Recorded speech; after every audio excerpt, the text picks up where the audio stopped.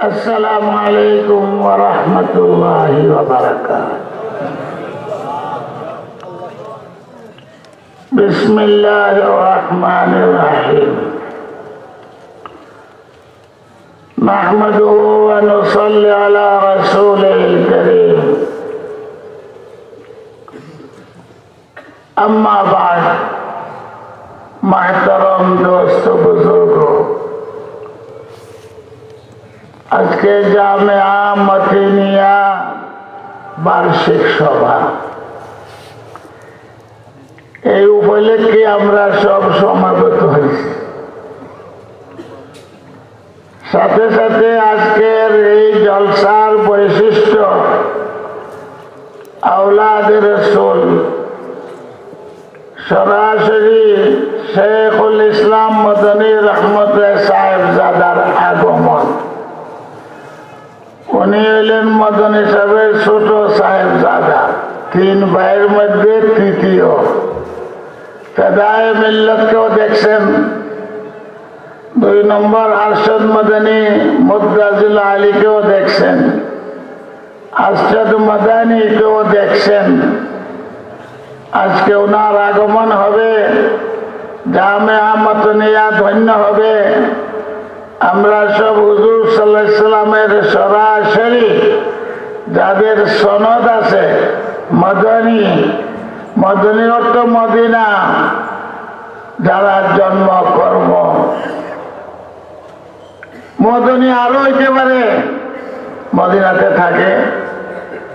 উনি হযরত শেখুল ইসলাম মদনী রহমতুল্লাহ আলাইহির আওলাদ। আমাদের সৌভাগ্য আওলাদে রাসূলের দোয়া নিব, বলেন আলহামদুলিল্লাহ। আপনাদের সবাইকে স্বাগত, শুভেচ্ছা, ধন্যবাদ দিয়ে আমার কথা শেষ করি। মদিনা শরীফ জন্ম কর্ম ইমামে মালিক রহমতুল্লাহ আলাইহি। ইমামে মালিক রহমতুল্লাহকে বলা হইতো ইমাম ও দারুল হিজরত। দারুল হিজরত মদিনা, হিজরতের বাড়ি। আর যখন হাদিস পড়াইতেন মদিনা শরীফ, তো বর্ণনা করতেন হাদিস আন মাকিনে হাযাল কবর। হুজুরের কবরের দিকে ইশারা করে বলতেন, এই কবর বাসির থেকে তোমাদেরকে হাদিস বর্ণনা করি। এইভাবে বলাইতেন। ইমামে মালিক রহমতুল্লাহ আলাইহির মজলিসে প্রায় সেই সময়ের 700 টাকা, 700 মুদ্রার খুশবু বিতরণ হইত। যখন স্টেজে বসতেন হাদিস বর্ণনার জন্য,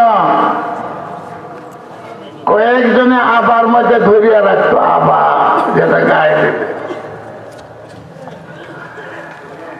ইমামে মালিক রহমতুল্লাহ আলাইহির দরবারে বাদশাহ হারুন রশিদ, সে সময় হারুন রশিদের রাজত্ব।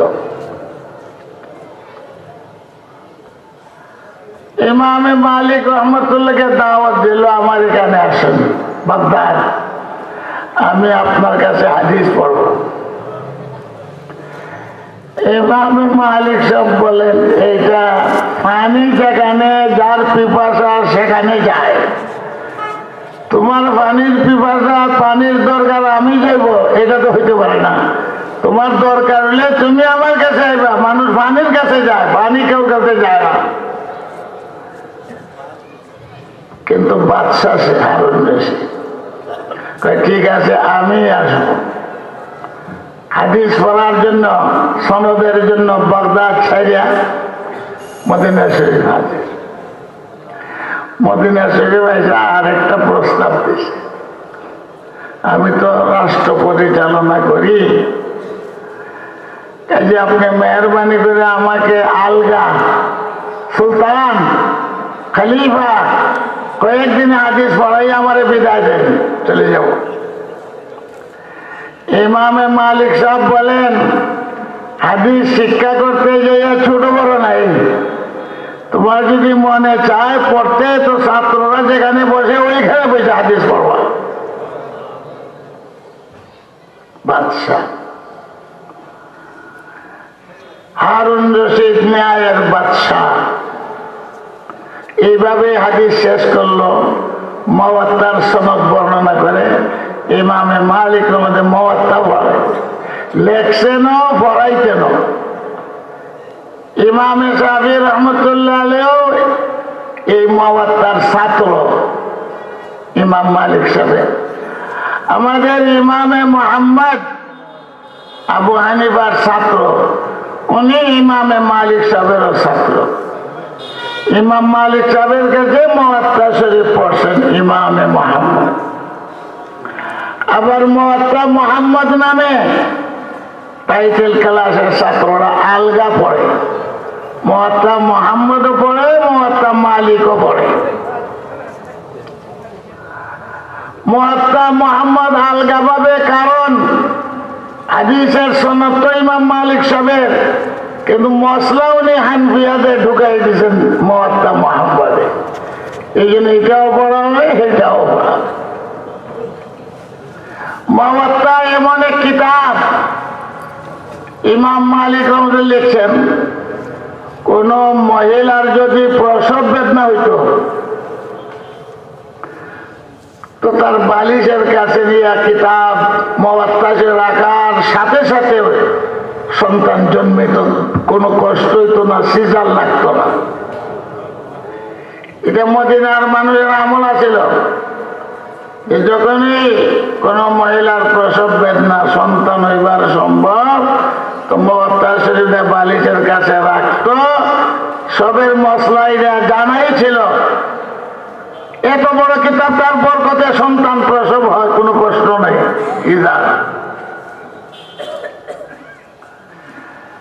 ইমামে মুহাম্মদ রহমতুল্লাহ আলাইহি আবু হানিফার শাগির্দ 3 নম্বর। হানফি মুযহাবের কিতাব লিখছেন 6টা ইমামে মুহাম্মদ, জামে সগীর, জামে কবির, সিয়ারে সগীর, সিয়ারে কবির, জিয়াদাত, মবসুত, এই 6টা কিতাব এক হাই লিখছেন। মবসুত কিতাবে ইহুদি পণ্ডিত দেখলো, দেখে মুসলমান হয়ে গেছে। কিতাব দেখে ইহুদি পণ্ডিতের বক্তব্য, ছোট মোহাম্মদের কিতাব যদি এরকম হয়, না জানি বড় মোহাম্মদের কিতাব কিরকম হবে। আশহাদু আল্লা ইলাহা ইল্লাল্লাহ ওয়া আশহাদু আন্না মুহাম্মাদার রাসূল, কালিমা পড়ে মুসলমান হয়ে গেছে। ইমামে মুহাম্মদ খুব সুন্দর মানুষ ছিলেন বাল্যকালে। ইমামে শাফি রহমতুল্লাহ আলাইহি বাবা যখন মারা যান, এতিম, তো মুহাম্মদ ইবনে ইদ্রিস আশ-শাফি ওনার আম্মা জানকে ইমামে মুহাম্মদ বিয়া করছেন। এই জন্য ইমাম মুহাম্মদের হাতে ইমামে শাফি লালিত পালিত আর স্বীকৃতি দিয়েছেন। আমার কাছে যা আছে ইলম হাদিস সব হানফিয়াদের ঘর থেকে পাইছে। আবু হানিফা দাদা উস্তাদ। ইমামে মুহাম্মদের বয়স 14।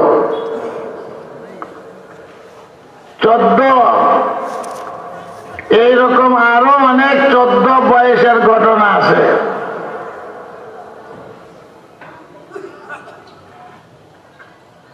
হিশাম ইবনে আম্মার বুখারীর উস্তাদ, তার বয়স 14। দেও দেও ঘোষণা হয়ে গেল, ঘোষণা দিতে মদন হিসাব তো সে বানছেন, বলেন আলহামদুলিল্লাহ। আলহামদুলিল্লাহ।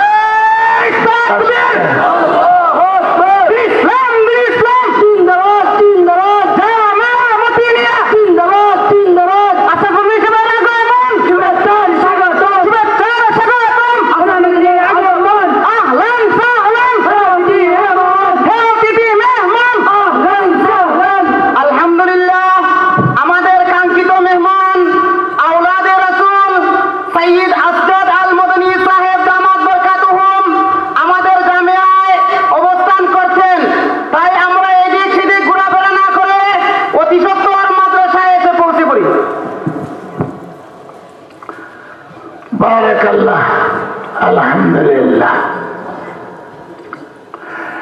ইমামে মোহাম্মদ ছোট, বয়স 14, মাদ্রাসায় যান নাই, ছাত্র হইছেন না, পড়ালেখা নাই, বয়স কিন্তু 14। পরিবেশ আসল জিনিস। কুফার পরিবেশ মাহাউল বলে পরিবেশ এমন ছিল, বেনামাজি নাই।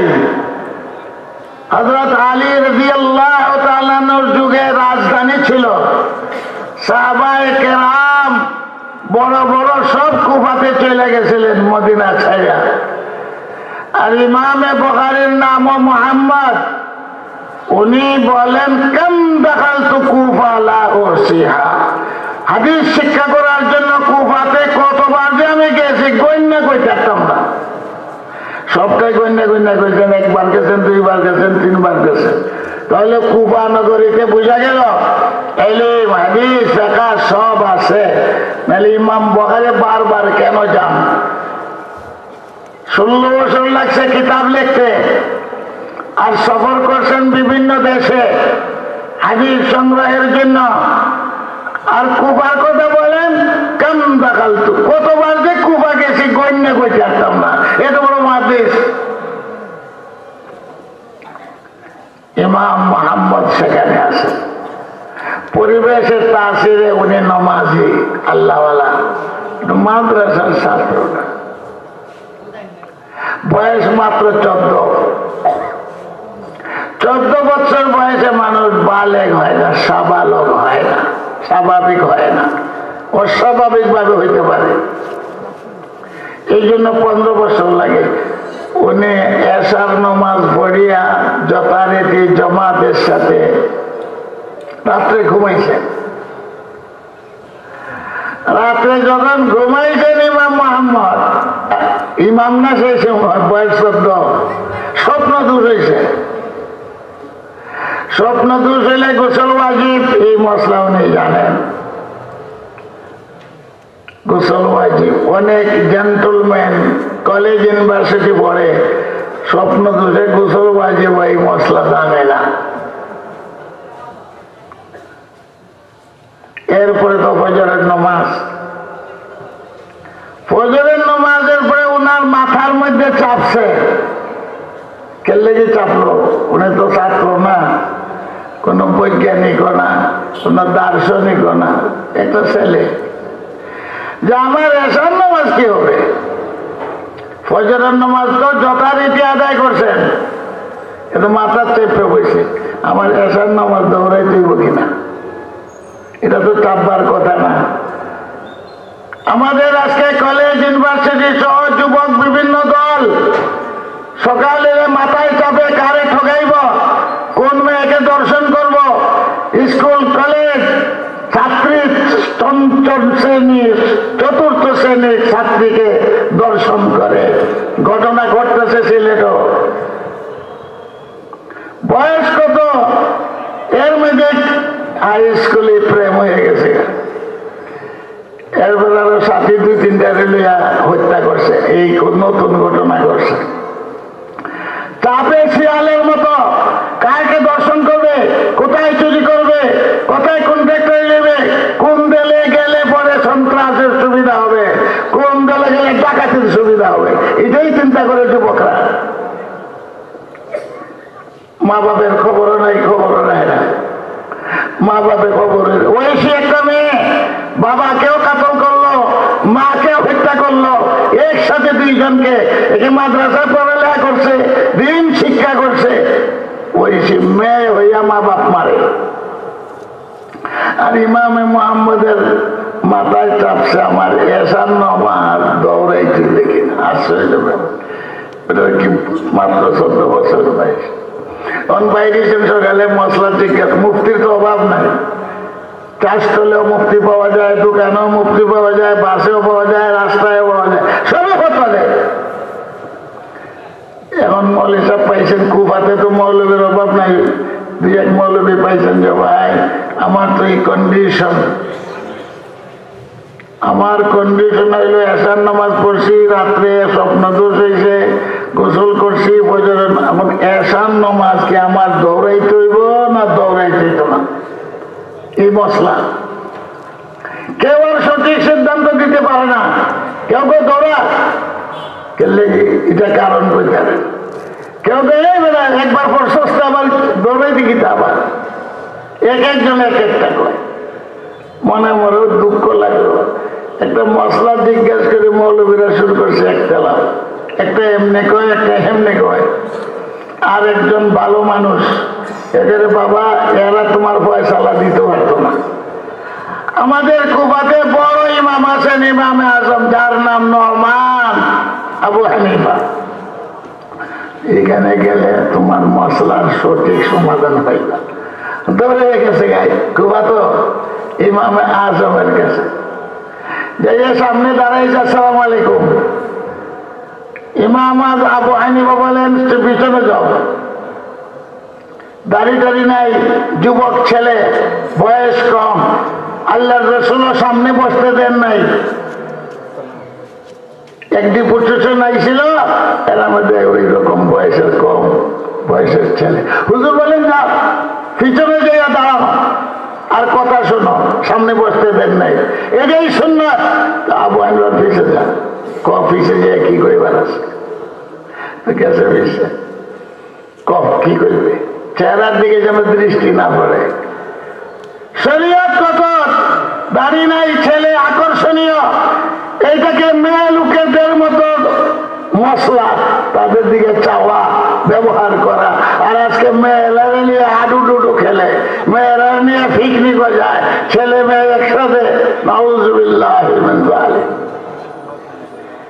ইমানের হেফাজত, তাকওয়ার হেফাজত করতে হইলে আমরত বলে দাড়ি নাই, বয়স কম, তার সাথেও মেয়ে লোকের মতো ব্যবহার করতে হবে, পর্দা করতে হবে। চাইতে পারতাম নজরের হেফাজত পিছিয়ে গেছে, কথা শুনতে না হুজুরে কি করবে, কয় হুজুর আমার বয়স 14, রাত্রে 51 বছরে ঘুমাইছি, স্বপ্ন দূর হয়েছে, গোসল করছি, ফজরের নামাজ পড়ছি, এখন বলেন আমার এশার নামাজ দৌড়াইতে হইবে না দৌড়াইতে দেওয়া? একটা মশলা। ইমামে আজম আবু হানিফা বলেন নামাজ তোমার এশার ভীতির সহ দৌড়াইতে। কেন প্রশ্ন করে, কেন দৌড়াইব? আমি নামাজ পড়ে বলেছি ঠিক পবিত্র অবস্থায়, তো দৌড়াইব কেন? এই কেন উত্তরটাও দিতে পারে না। ইমামে আজম আবু হানিফা বলেন যে সময় তুমি এশার নামাজ পড়ছো এই সময় তুমি নাবালক, সাবালক না, তোমার জন্য নামাজটা ছিল নফল, এটা নফল নামাজ পড়ছো। আর ওয়াক্তের ভিতরে তুমি সাবালক হইছো। এশার টাইম কয়টা পর্যন্ত থাকে? ফজর পর্যন্ত থাকে। টাইমের ভেতরে যখন সাবালক হয়েছো তখন এশার নামাজ ফরজ হয়েছে। তুমি তো ফরজ নামাজ পড়ছো না, নফল পড়ছো। কাজে কাজে ফরজের নিয়ত করিয়া এশার নামাজ ভিতরে নামাজ তোমার দৌড়াইতে। আমি মুসাফির, আসরের নামাজের টাইম রয়ে গেছে, আমি এসে বাড়িতে পৌঁছে গেলাম, টাইম আছে আসরের। যখন আসরের টাইমে আমি বাড়িতে এসে বলছি আমার নামাজ 4 রাকাত পড়তে হবে, আসরের নামাজ ফরজ, মুসাফিরের নামাজ পড়লে হইতো না। এই মশলা। একজন মহিলা আসরের নামাজের টাইম আছে, তার মাসিক বেমার থেকে পবিত্র হয়ে গেছে, আসরের নামাজ ফরজ হয়ে গেছে, এটা আর মাপ নাই, ওয়াক্তের ভিতরে পরিষ্কার হয়েছে। কত মশলাই বাইরেছে। এখন ইমামে মোহাম্মদ হুজুর আমি মাদ্রাস পড়ছি, সারা কুবার মধ্যে আমার সঠিক মশলা পেয়েছে, সঠিক উস্তাদ পেয়েছে। আপনি আমার উস্তাদ হওয়ার উপযুক্ত, আমারে পড়াইছেন। আবু হানিফা বলেন আমার ছাত্র সব হাফেজ, তুই হাফিজ নেই, ছাত্র হাফিজ ছাড়া ভর্তি করি না। তুই হাফিজ বলে না, মাদ্রাসার দরজায় দিয়ে গেছে না, কোন উস্তাদের কাছে গেছে না, বয়স হয়ে গেছে 14, হাফিজ দিব কেমনে? আমি ভর্তি, আমারে ভর্তি করেন, আপনি আমারে পড়াইতে পারবেন, উপযুক্ত উস্তাদ আপনারে পাইছি, আমি আপনার কাছে পড়তাম। আবু হানিফা ছাত্র হাফিজ না হইলে ভর্তি করি না, বেটা যা, হাফিজের ভর্তি তো হাফিজ না। এখান থেকে বাইরে বাড়িতে গেছেন, কোরআন শরীফ 7 মঞ্জিল, এক এক রাত্রে এক এক মঞ্জিল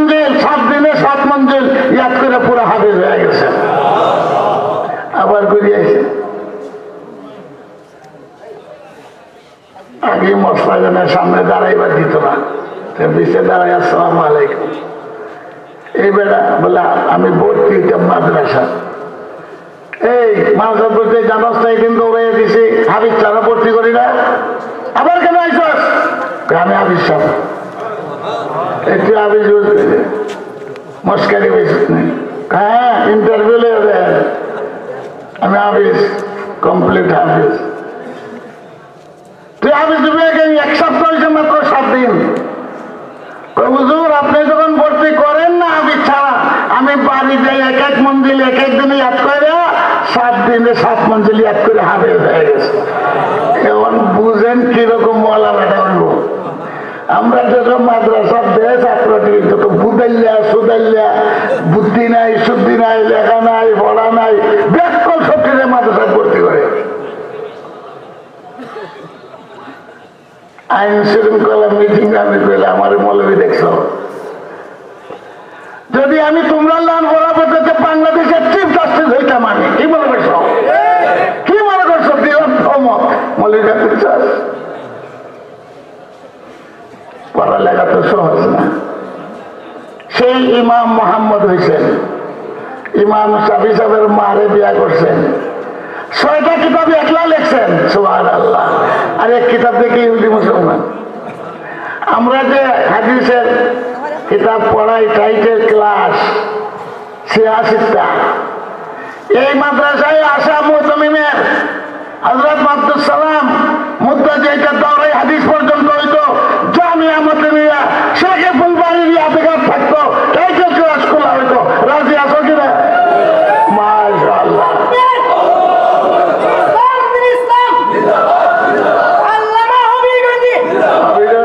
আমি আশা করছি হইতো, আপনারা চাইন না? ফুলবাড়ির ইয়াদগার, ওনার নামে মাদ্রাসা। 6টা কিতাব হাদিসের 6 জনে লেখছেন, নাম হইল 86টা। আর ইমাম মোহাম্মদ একলাই লেখছেন 6টা। সুবহানাল্লাহ সুবহানাল্লাহ। পকারি শরীফ একজন লেখছে, তিরমিজি একজন লেখছে, মুসলিম একজন, আবু দাউদ একজন লেখছেন, 6 জনে। মোহাম্মদের পজিশন কত? ইমাম মালিকের কাছে মুওয়াত্তা পড়ছেন ঠিক, কিন্তু আবার আরেকটা মুওয়াত্তা লেখছেন, হানফি মুযাব ভিতরে ঢুকাই দিয়েছেন, সব সনদ ঠিক আছে।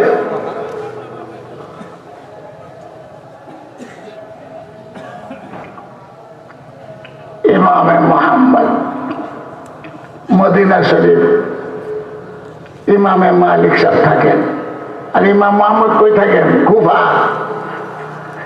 ইমামে মালিক রহমাতুল্লাহ আলাইহি টাইটেল ইমাম দারুল হিজরা। এখন উনি চিন্তা হইল মদিনার মাটি পছন্দ করে, মরলে যেন আমার কবর হয় মদিনা শরীফ।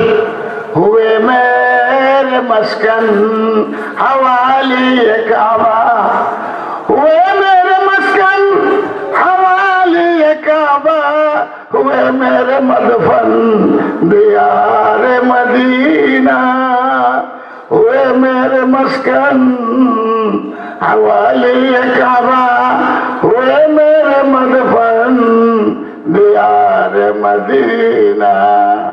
जन्नत का नमूना है मदीने की गली में, कुदरत का करिश्मा है मदीने की गली में। इमाम मालिक हो जाना কেন? কই যদি মইরা যাইতে মদিনার মাটি পাইতাম না। কোন নফলের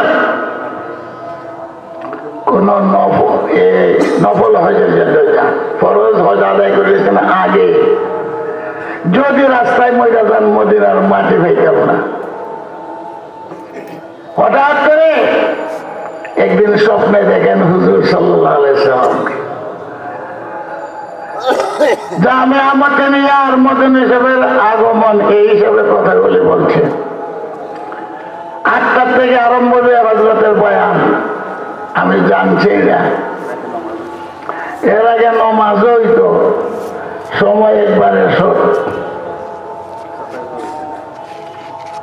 ইমামে মালিক রহমতুল্লাহ আলাইহি স্বপ্নে দেখেন হুজুর সাল্লাল্লাহু আলাইহি ওয়াসাল্লাম। দেখতেই জিজ্ঞাসা করেন হুজুর আমি আর কয়দিন বাঁচবো, ভিতরে তো এই জ্বালা, ভিতরে তো এই জ্বালা যে মদিনা শরীফ থেকে বাইর হইলে তো আমার জানি যদি বয়স আর কত আছে তাহলে একবার যে হস করে এলাম, কিন্তু জানি না, ডরাইয়া যান না। হুজুরকে জিজ্ঞাসা করে আমি আর কয়দিন বাঁচবো? আল্লাহ রাসূল সাল্লাল্লাহু আলাইহি মুখে কিছু না বইলা আসান বলতে হাইছে। প্রশ্ন হইল কয়দিন বাঁচবো? আসান বলতে হাইছে। এখন স্বপ্ন তো ভাঙছে, অনেকটার অর্থ কি 5 বছর, কিন্তু প্রতি বছর একটা চান্দাও মানুষ তো আইসে, এখন মানুষ তো আইসে, আগের মৌলানা তো মানুষ জমাইছে, একজনে 500 টাকা দিছে। আমার কথা শুনেন, চান্দা দিবেন না? চান্দাতে দিতে হইব, মাদ্রাসা যখন করছেন। এখন 5 আঙ্গুল যখন দেখাইছেন স্বপ্ন ভাঙছে, এই কিতা দেখালাম 5 বছর না 5 ঘন্টা না 5 মাস না 5 বছর, এখন টেনশন আরো বাড়ছে, ঠিক না? যে স্বপ্ন দেখে তো টেনশন বাড়ছে। 5 ঘন্টা বাকি আছে, মাশাআল্লাহ 2000 টাকা একসাথ করে দিচ্ছেন, মাশাআল্লাহ। আল্লাহ তুমি কবুল করো, মঞ্জুর করো, সবাই দিবেন, আমি একটা তৈরি করবো।